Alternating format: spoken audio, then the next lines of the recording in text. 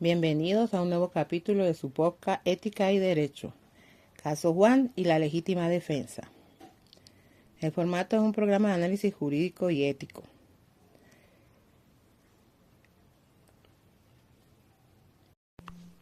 Bienvenido a Ética y Derecho, un espacio donde analizaremos casos reales para entender cómo se aplica la ley y cuál es el comportamiento correcto que debemos esperar de quienes ejercen el derecho. Soy Madeleina Valencia, estudiante de Ética Jurídica. Hoy tenemos un caso que toca el corazón mismo de nuestros derechos, la defensa del hogar y la familia y la labor profesional de un abogado que actuó con total apego a la norma. El caso que revisaremos hoy es el de Juan, un habitante de un pueblo colombiano que estaba tranquilo en su casa, junto a su familia, cuando de repente un intruso irrumpió en su propiedad, con la clara intención de robar. Ante esa amenaza real, inmediata y que ponía en riesgo su vida y la de su familia, Juan hizo uso de la fuerza para neutralizar al agresor y apenas pudo llamó a las autoridades. Vamos a profundizar en que Juan contó con la representación del abogado José, un profesional que asumió su defensa y que gracias a su trabajo serio y ajustado a la ley logró que el juez reconociera que Juan había actuado en legítima defensa, declarándolo inocente. Responderemos, ¿fue ética y correcta la actuación del abogado José? La respuesta es contundente y clara. Sí, totalmente. Todo está respaldado por normas claras de nuestro ordenamiento jurídico. Empezaremos por lo básico. ¿Qué obligaciones tiene un abogado según la ley y la ética? Porque a veces la gente cree que defender a alguien significa encubrir, pero aquí aparece que fue todo lo contrario.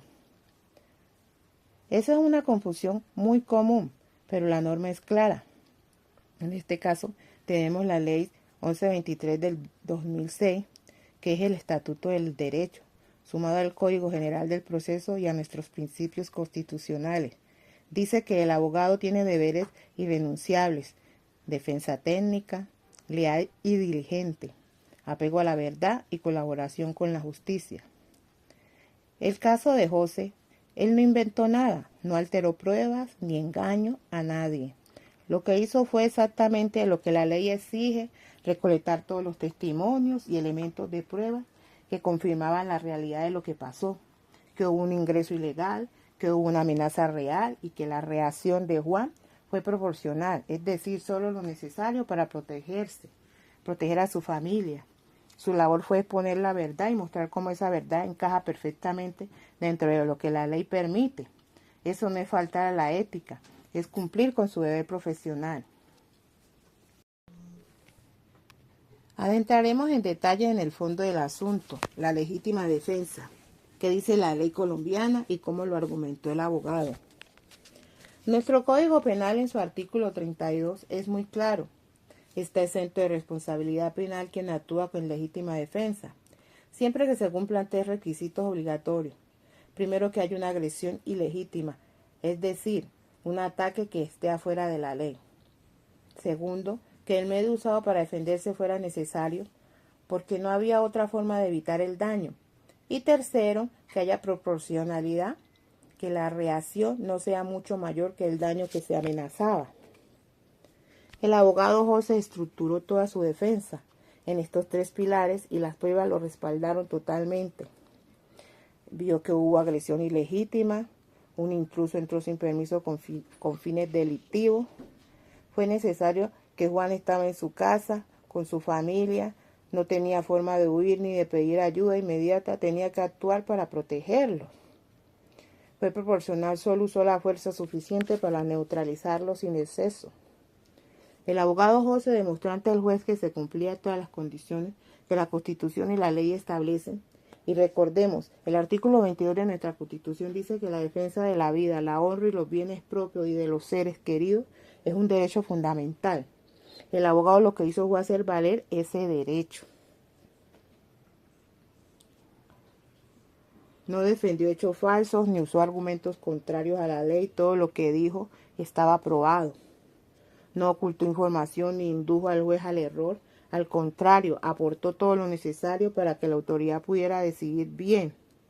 No tuvo conflictos de intereses, ni actuó por beneficio propio. Su único interés fue defender los derechos de su cliente, que es su obligación.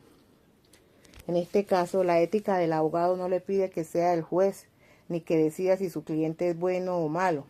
Le pide que defienda sus derechos con todas las herramientas legales y que colabore para que la justicia se aplique correctamente. Si el abogado hubiera callado pruebas o hubiera inventado cosas, ahí sí habría falta ética. Pero aquí lo que hizo fue ayudar que se cumpliera la ley y que se reconociera que Juan tenía derechos a defenderse. Y el resultado final es que el juez declaró inocente a la decisión y a la buena labor que hizo el abogado.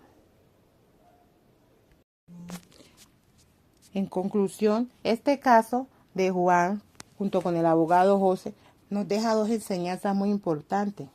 Primero, que en Colombia el derecho a la legítima defensa está protegido siempre que sea necesario y proporcional, y que el hogar es un espacio sagrado que la ley defiende. Y segundo, que la abogacía ética no es otra cosa que cumplir con la ley, defender la verdad probada y trabajar para que la justicia sea real. El abogado José fue un ejemplo perfecto de eso. Actuó con lealtad, con diligencia y con total respeto a la norma. No hizo nada incorrecto, al contrario, hizo exactamente lo que se esperaba de un buen abogado.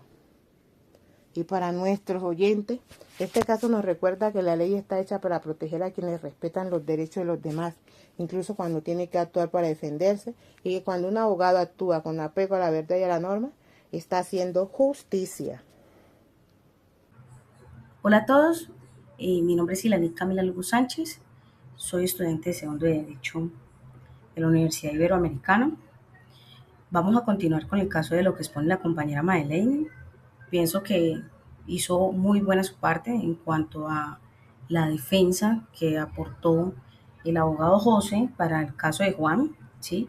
Pero la pregunta es, ¿realmente hubo actuación del abogado? ¿Eso que él hizo realmente fue ético? Porque él defiende a su cliente, pero lo hace ético lo que hizo. Entonces, aunque el abogado José, ¿cierto?, logra demostrar que la legítima defensa que Juan hace en este caso, en esta actuación por este caso, puede pues priorizar su salvamento frente a la ley. ¿Realmente esto es ético? ¿Esta absolución de ese cliente sobre este caso sí es válida, pero eso lo hace ético? Entonces, pues la ética de un abogado no consiste únicamente en ganar un caso, también implica en actuar con una responsabilidad moral, ¿sí? Un respeto por la dignidad humana, un compromiso por la justicia. José se centró en la defensa y en justificar las acciones de Juan, sin analizar críticamente si el uso de la fuerza fue la única alternativa posible que había. Pues el abogado se enfoca en su trabajo, ¿no?, en obtener un fallo favorable en un segundo plano a los principios éticos. José utiliza pruebas y testimonios para convencer al juez de que Juan actuó correctamente. Sin embargo, desde la perspectiva ética, un abogado también debe cuestionar las consecuencias humanas de los hechos y no limitarse únicamente a buscar la victoria jurídica. La ética jurídica exige un equilibrio entre, pues, defender a un cliente, respetar la vida humana, promover la justicia y la responsabilidad social. Entonces, este abogado defiende legalmente a Juan, pero pues no promueve una reflexión ética sobre el nivel de violencia utilizado. ¿Esto a qué nos lleva? Sí, continuemos acá. Eso nos lleva a que se normaliza la violencia. La defensa presentada por José, entonces pudo transmitir la idea de que es mejor la solución frente al peligro, ¿sí? Que yo me defienda inmediatamente, que yo tome justicia por mi cuenta. Aunque la legítima defensa está reconocida por la ley, éticamente debe analizarse si la reacción fue proporcional. El abogado presentó la actuación de Juan como totalmente correcta, sin considerar alternativas diferentes al uso de la fuerza. Entonces, esto es cuestionable. La ética profesional exige prudencia. El derecho debe promover soluciones responsables y la violencia no debe justificarse automáticamente. El abogado debió promover también una visión más humana y equilibrada del conflicto. Podemos ver que hay una falta de imparcialidad ética, pues José presentó al intruso únicamente como un delincuente, ignorando que toda persona conserva derechos humanos. También, desde la ética jurídica, un abogado debe actuar con una objetividad y sensibilidad social. Aunque el intruso cometió un delito, ¿cierto? Eso no lo estamos negando en ningún momento, seguía siendo un ser humano con dignidad y derechos. Entonces, la defensa de José humanizó completamente a Juan, pero deshumanizó al intruso. Generó una visión parcial del caso. La ética profesional no consiste en justificar todo lo que se beneficia al cliente, ¿no? Sino en actuar con honestidad y equilibrio moral. Bueno, para concluir, el abogado de José sí fue legal, eso no lo estoy poniendo en duda, pero ético no es completamente ético, porque prioriza el éxito de su caso sobre una reflexión profunda acerca de la violencia, la proporcionalidad y el impacto social de sus argumentos llevan a que la gente piense que puede defenderse entonces en cualquier cosa y es legítima defensa.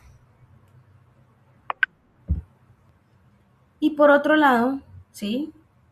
Podemos ver, bueno, un abogado verdaderamente ético no solo debe defender a un cliente, ¿cierto? Sino también debe promover los valores como la justicia, la responsabilidad social, el respeto por la vida humana y el uso equilibrado del derecho en la sociedad, ¿sí? Entonces, hay que pensar realmente, lo hizo, defendió, ganó su caso, bien, pero ¿qué tan ético fue?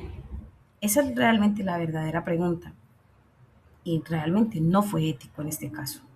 Ganó su caso, perfecto, pero ético no fue.